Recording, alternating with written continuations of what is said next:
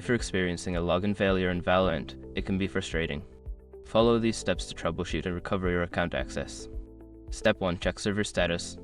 Visit the official Valorant server status page to ensure that the server is operational. If there are ongoing issues, you may need to wait until they are resolved. Step 2. Verify your credentials.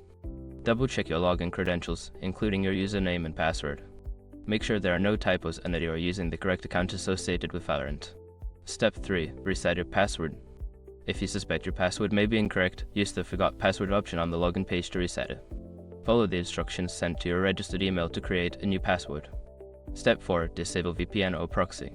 If you are using a VPN or proxy, disable it temporarily. Sometimes, these services can interfere with your connection to the game servers, causing login issues. Step 5. Reinstall Valorant. If all else fails, uninstall and then reinstall Valorant. This can resolve any corrupted files or settings that may be causing the login failure. If you follow these steps, you should be able to resolve your login issues and get back to playing Valorant.